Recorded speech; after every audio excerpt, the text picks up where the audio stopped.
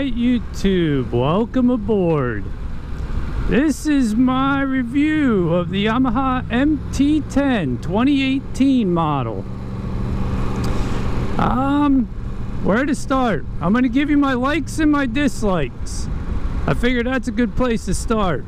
I got almost 300 miles on the odometer, and I made one trip back and forth to work commuting, which is roughly 45 miles one way, and that encompasses back roads, highway, city, so it's a pretty good mix of riding. So I guess I'm about ready to do my likes and dislikes on this machine. So I just want to say, starting out, there's technically nothing about this bike that would make me not buy it again. And I definitely want to put that out there first, because a lot of guys who do the bike reviews, they'll be like, oh, you know, I hate this about it, I hate that about it. And they don't really say if there's anything that would cause them to not buy the bike again. So I just want to put that out there in the beginning. There is nothing about this bike that would make me not want to buy it again. And the things that I don't like about it are fixable, either with accessories or tuning or whatever it may be. They're all fixable, the things that I don't like. So now, with that aside, I gotta say, the thing that first and foremost I don't like about it is when you're on long trip highway travel, the wind sucks. I mean, the windbreak on the bike is just this little lip of a spoiler in front of the dash, this little lip screen, and yeah, it just sucks. You know, you barely get any windbreak at all on the bike. And is that a big deal? Well, no, but if you put a lot of miles on and you're doing a lot of highway miles, it definitely can be a big deal, because you kind of get tired of feeling like you're in a wind tunnel after a while. So with that aside, the other thing that I don't like about it is if you have any reservations about buying something that gets poor gas mileage, this is it. This gets lousy gas mileage for a bike. I think I was just a hair over 30 with it, and for a bike, it's kind of lousy. Now, don't get me wrong, the other side of the coin is, if you're buying a sport machine and you're basing your purchase on fuel mileage, you probably shouldn't be buying a sport machine.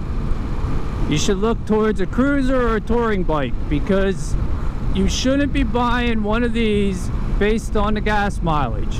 But out of all fairness, and to just give you guys a heads up, if you're looking to buy one of these, get used to stopping at a gas station, because even if you don't worry about the fuel mileage, you're gonna have to still fill up a lot, regardless of whether you care about how much it costs. You'll be stopping at a gas station pretty often. With that aside, throttle. This is geared low and it's torquey, but the thing I don't like about the throttle is it's kind of either on or it's on. It's off or it's on. Excuse me. You're either on it or you're off it. There's no gradual linear to the throttle at all. And it's snappy. Yeah, is that a big deal? No. I mean, you kind of get used to it after a little bit. So, I mean, it's not a big deal, but it can surprise you at times when you're trying to lug it. It doesn't lug really well. And that's a bit of a downer. I mean, that's one of the reasons why I buy a 1000cc bike. I like that when I'm coming out of a corner, it lugs out real well.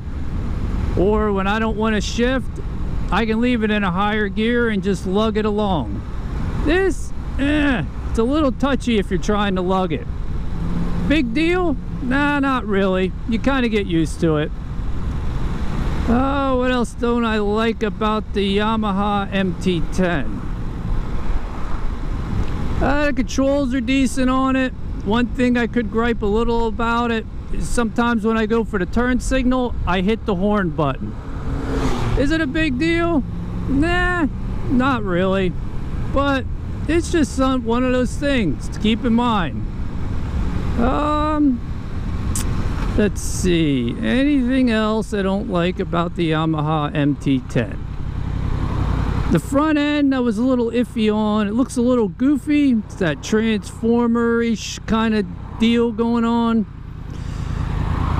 It was a little iffy on it when I bought it originally. I didn't think I liked it, but now after having the bike for a while, it's kind of growing on me, and I don't mind it as much.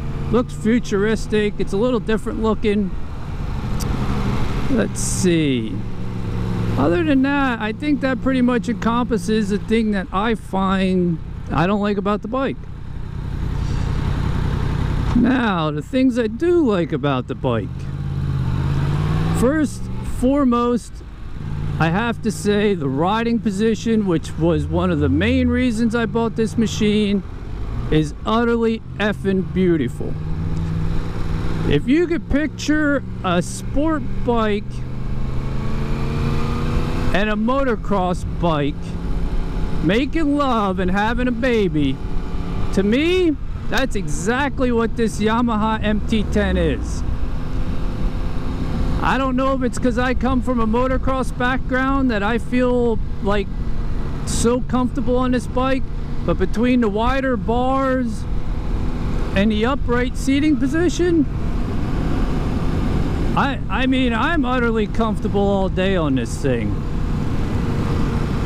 My back doesn't bother me, and that's coming from a guy who has lower back issues. My shoulders don't bother me. And I've broken both my collarbones, separated my shoulder.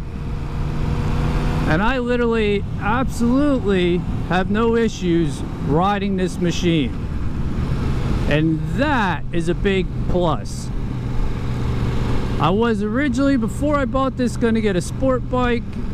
And I debated on it, and I debated on it, and I debated on it. And then I even was at the dealers, and I'm sitting on the new ones, and I just could not get past the point where I'm going to be bent over riding a bike that I want to ride for most of the day. Now granted, I'm mid-40s and I have my fair share of injuries that I'm dealing with getting older. Now with that aside, this is a beautiful bike to ride. And the other things I like about it, and it finally made me decide to buy one of these, is this comes with the R1 engine and chassis. And you can't beat that. They're proven machines. So now you have riding comfort, and you have power, and you have handling. You just can't beat it.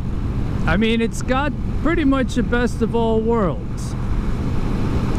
That is why I bought the MT10. The other small things I love about it, its headlight is actually, I don't like that the one light, it has that one light on, one light off deal, but the high beams are legit bright lights. I love that about it. You can see perfectly at night. You can't beat it. Oh, what else do I got? Handles like a dream. I already mentioned that. As we can see, a sidecar up ahead. Huh. That's the way to travel, I guess. Let's see. What else do I... Oh, it's got plenty of options. This is a bike you can accessorize all day long. Heck, it's even got a power outlet. I mean, my last bike was a 2007 CBR 1000. And needless to say, it had none of these bells and whistles. I mean, it's got cruise control on it. It's got ABS. It's got traction control. It's got a quick shifter. It's got a mode selector. None of the stuff on this bike was on my last bike. And especially the throttle control, if you wanted anything remotely related to throttle control, right here, this is all you had. You had to learn throttle control with your hand, and that's your only ability to control your throttle. Today we got mode selectors that detunes the bike to whatever mode you want it at, and it's got the ABS to help keep you out of trouble along with the traction control. It's just a beautiful machine, and it's accessorized. It's crazy. There's no limit to what you can do with this bike. Now, with that aside, is there anything else I like or I don't like? It's still a little early. I just turned 300 miles on her. The tranny feels a little notchy to me. Could just be me. I'm not really using the quick shifter yet. I wanted to let it get past its 600-mile break-in period initially. But it does seem a little notchy to me. But like I said, that could just be me. But other than that, I have no qualms about suggesting to anybody who's ready for a 1-liter, who's ready for a more comfortable ride but doesn't want to give up the power and the handling, to buy this machine. It is definitely a bike you want to consider when you're looking at the whole picture. Between handling, performance, price aspect of it, comfort, this is a machine you definitely want to at least go to the dealership and take a look at. It's definitely a good buy.